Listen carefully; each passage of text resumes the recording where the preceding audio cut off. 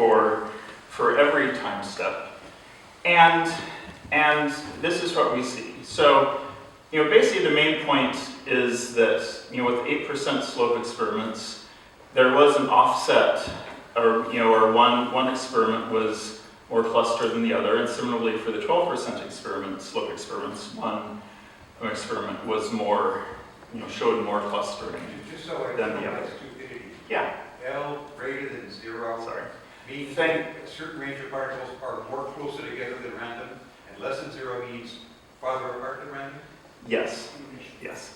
And the other key thing here is that, so I get this clustering statistic, you can measure it at lots of different separations, lots of distances R. And so to collapse the data down, I'm averaging that statistic over two flume widths, so over a relatively short distance, but still, telling you something about, the clustering over those relatively small distances. So now I'm going to combine that with the D84 grain size. And here's the plot that I showed before. We have bed roughness versus D84 showing a fair bit of scatter. And if I multiply the D84 by that clustering averaged over two flume widths, I do get a collapse of data and a higher R squared value. And so at least I'm going to suggest that it's that combination of grain size and the clustering of coarse grains that gives you the bed roughness, which I think makes sense, but I'm still happy that I can show it there. And similarly with hydraulic friction, here I have hydraulic friction on X, D84 on Y, and if I multiply again the D84 by the degree of clustering of the coarsest grains, I can also get not perfect, but a better collapse of data there as well. In the interest of time, I'll show a few more, I guess, but I will definitely be wrapping it up. So, what I'm interpreting is that it is this combination of bed roughness, the surface grain size, and the degree of clustering that, of course, together combine to stabilize these beds. And basically the trade-off comes in here is that the beds that, once they got to the relatively stable position, the beds that were more coarse ended up less clustered, and the beds that were less coarse ended up being more clustered. And now that difference in clustering does seem like it came about because we didn't get the beds perfectly matched initially, and that initial condition, the channel was actually pretty sensitive to. And one application of it is that including clustering may improve one's predictions of hydraulic roughness. But I think I will just leave it at this. But these experiments also suggest that the bed did develop to a different stable state after the perturbation than before, and so it's an example where the topography of the bed does depend, the stable bed form does depend on the history of forcing that was imposed on the channel in these experiments, the sediment supply. So, thank you. I'm happy to answer more questions.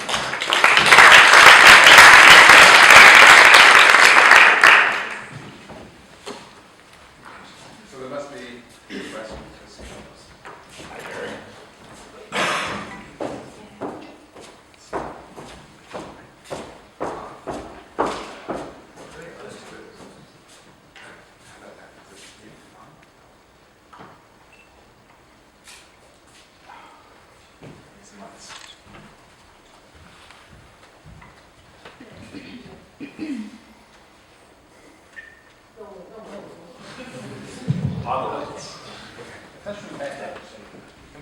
Gary.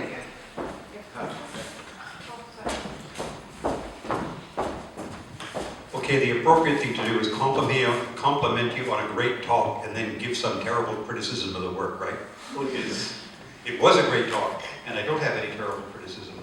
But a couple of things. The first thing is your title says step pool, and I don't think you used the word even once in your entire talk. And like that might have something to do with roughness site, stuff like that. So, you know, the clustering of grains, and I think in the video that I showed of, you know, the first video of the cross-sectional development, at least to my mind, you know, had step pool-like forms that developed. And we scaled the experiments to a step pool conditions, which is why I, you know, wanted to clarify, you know, why I left the step pool in there. You know, rather than being a lower slope gravel bed. Because were the step pools not really super clear? It's. I mean, They were not really super clear. Okay, They were not really super then clear. that answers the question. So you didn't need to discuss it in detail. Okay, fine. So To my mind, there's, you know, I actually will still think that the experiments, you know, reasonably represent step pools. You know, oftentimes interpreting steps in the field is a pretty subjective thing. Clearly, well-developed steps form. Oftentimes, you also, in the same channels, will see, you know, a boulder and some of the things around it that make a much less well-defined step bench. You know, we got a range of forms in the experiments. because if they were well-defined, I would have used their characteristics to try and redefine the roughness. And now I understand why you didn't do that. Okay, the next question is, once I had a puppy, and I was only 10 years old, and the puppy wanted milk, so I gave the puppy milk. The puppy wanted more milk, and I kept giving milk to the puppy until the puppy flipped over on its back with his huge stomach, burped, and belched up a lot of milk and started crying. Okay? I didn't know when to stop, and the puppy didn't either. Suppose I kept adding pulses of fine material, and adding pulses of fine material, and adding pulses of fine material. At some point, the worst stuff stops coming out, right? It is true that we didn't do that, and I agree that. Wouldn't it be you fun? know, it absolutely would, absolutely would. You know, Okay, one like set of experiments couldn't do everything, and you know, have tried to pull as much as I can from this particular data set. You know, certainly. You know, multiple pulses of sediments, you know, eventually the bed presumably would get to where the coarser grains were that much more stable. Though, of course, in nature, the range of floods and extreme events will also bring coarser sediment in over time as well. Okay, this is the final one, is more of a comment in terms of the use of the word equilibrium. It's just a conclusion I'm coming to, is that the equilibrium condition for a typical mountain stream is a condition after which all kinds of shit has happened repeatedly. I mean, huge floods that are not predictable from year to year, but nevertheless there's a profile of downstream finding and bed organization that's fairly consistent. And maybe at some point we should start rethinking what we mean by equilibrium when we talk about, for example, mountain streams. Otherwise, very nice talk, and now we'll be quiet. Thank you. Thank you, Gary. Yeah.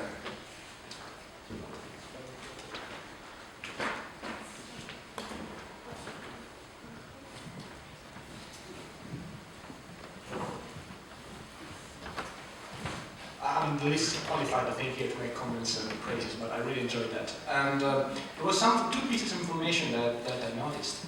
And if we go back to slide 12, which shows how the, or it will be in the paper white paper sheet.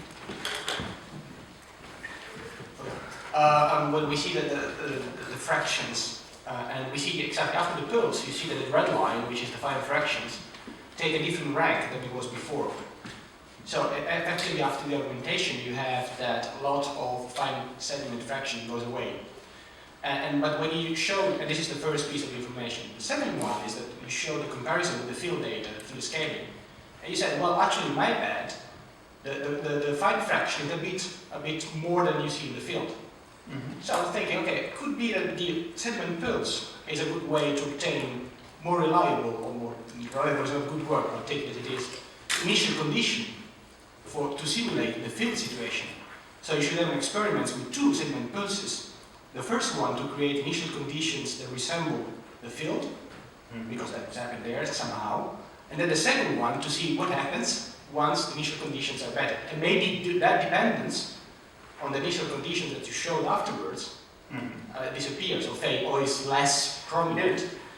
Because those experiments with two of them, but it's always okay, anyway, those experiments with the 2 different initial conditions, handmade, so initial conditions, tended to somehow the same values. So it's sort of like stabilizing effect. I mean, I think that as I understand that sort of gets to what Gary was saying also, that, repeated pulses would, I think would still move some of the coarser sizes out, but would certainly give a somewhat different and eventually a more stable bed. I think that it's still, at least to my mind, interesting to see how the initial bed responds to that perturbation also. And I mean, it's not all that different, at least in terms of the trend of coarsening and roughening and such. I'm not sure that's what you're doing. Well, my objective would be, okay, just make a first sediment pulse, and then take that as the steady state after that. Take that the initial conditions for your experiment. Because that will resemble better the size distribution you have in the field out of these very data. It certainly, that would certainly be a good way to do an experiment also. Just in my case, and for me, but happy to pass the microphone. Hi Jill, could you flip to the slide where you show the L prime with distance? And while you do that, I'll just ask my first question, which is, did you just pick some distance maybe in the middle of the flume and use that as your starting point when you were measuring it? Okay, Or- sorry, I got it onto one screen and not onto the other screen. Okay, so yeah, sorry for not being clear on this. What it actually does is, I start at one particle, I measure the distance from that particle to every other particle. I move to the next particle, measure the distance from that particle to every other particle. And so it's not just starting at one point in the middle, it's doing that for every, with every particle is in a sense that center point, and then building the distribution of distances from that. And so it's representative of all the particles on of the coarsest size graph. Okay, Does that clarify? Now I understand at the top where you're saying red grain's coarsest, so you're starting with those grains. Yeah. And so I was wondering, when you were talking about characteristic distances like 2 flume widths, I can also see that there's some characteristic wavelength between when there's a higher L prime and the lower L prime, and I wonder if that would also give you that same piece of information about the clustering in the channel, and then some idea about how to think about it with regard to maybe step pool structures or something like that. Yeah, well, so at least for this experiment, you see, higher values of clustering at, that scale, and then, as you're saying, it kind of goes down. Of course, there's variability, and once you get out to, 5 to 600 millimeters, which is actually why I put that scale bar there, though I realized I didn't say anything about it.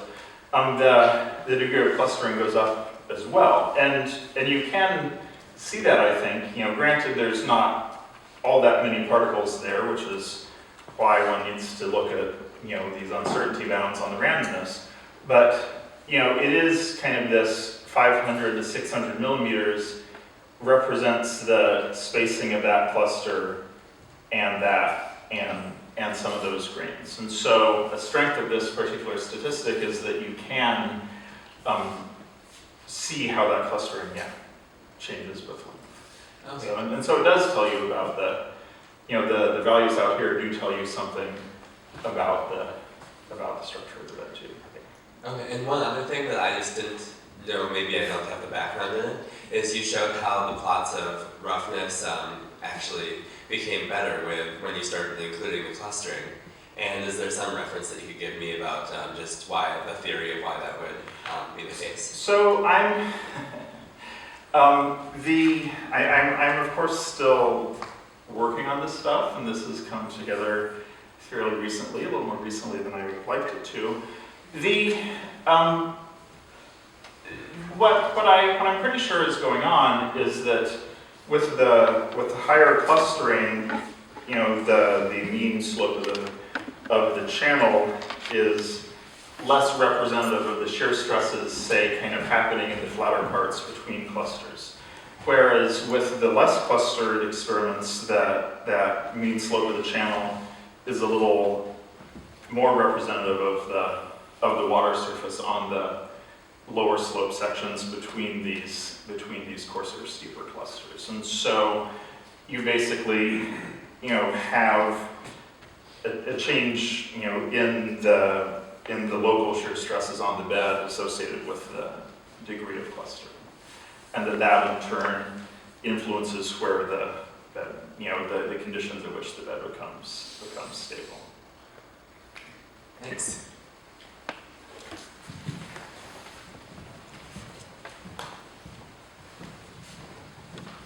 Thanks. I really enjoyed your talk. Thanks for an interesting talk. I had sort of two sets of questions that seem to follow along the same lines as the earlier questions.